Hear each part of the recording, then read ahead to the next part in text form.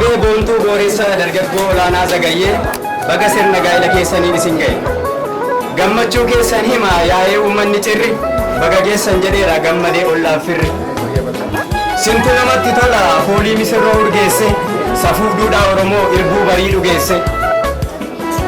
Gaa'elatti diddibee kan ittiin laaqne xurii kana duudhaaf safuun Oromoo keenya durii. Maarree isinis akkana boontuu fi olaanaani gaarii isinirraa baru dhaloonni haaraani. Maarree isinis akkana boontuu fi olaanaani gaarii isinirraa baru dhaloonni haaraani.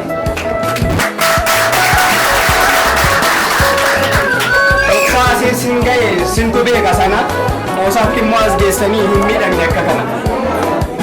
Yoom as geessan salphaatti olaanaa fi boontuuni hammeessaan siin dadhabee giddu galtuuf joortuuni. Yoom as geessan salphaatti olaanaa boontuuni hammeessaan siin dadhabee giddu galtuuf joortuuni. Walfaana milkaa'uudhaaf sinillee tattaaffii hin illee mee waa'ee jara kanaaf galataaf ilillee.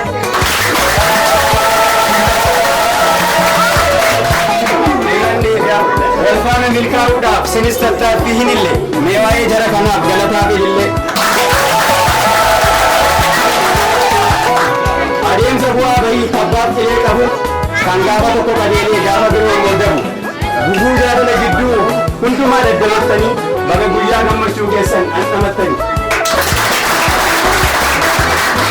Guguu jaalala gidduu hundumaa dandamattanii baga guyyaa gammachuu keessan dhaqqabattanii.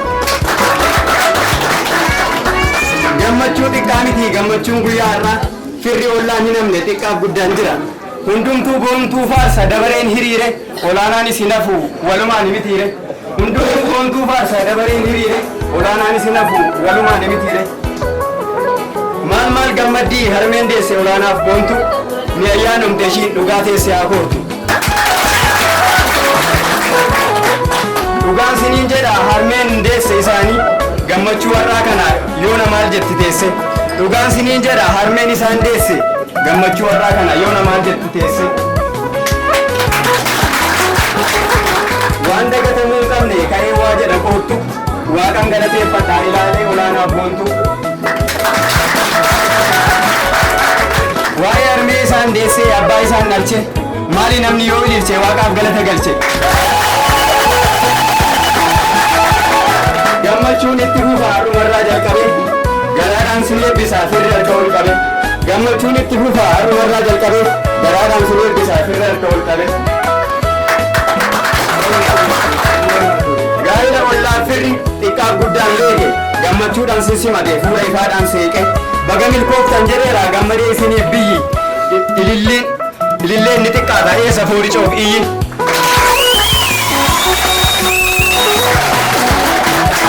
Baga milkooftan jedheera gammadee isiniif biyyi ililleen ni xiqqaata eessa foori coof iyyi. Shittoo gatii jabeessaa urgooftuu foolii gaarii kan nama gammachiisu namarraa mulqu haali. Olaanaa biyya qaalii ilma dhiiroo tuttaa'e boontuun sachuma walumaaf isaan faa'e. Amma immoo jaarsan ta'a abbaa gadaa ta'eetu ka'eetan isaan eebbisa lafaan siniif ka'eetu. Rabbi sinaa eebbisu misirroo eebba qapha addaaf addunyaa qabadhaa jiruu irraa jiruutti darba. Akka dammaa mi'aa akka shittoo urgaa lama ta'a ciisaa sadi ta'a kaa.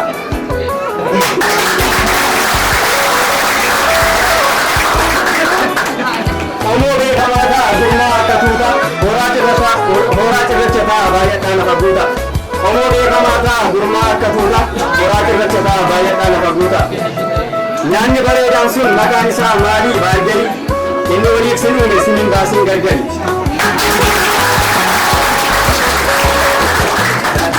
Nu jenne jedhifa yaa Waaqayyo milkeessi gubbaarree isaan baasi lamaa isaanii xiqqeessi.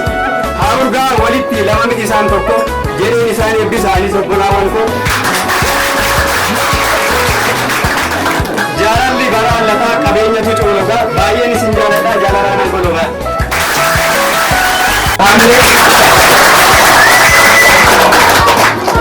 Baay'ee galateeffannaa.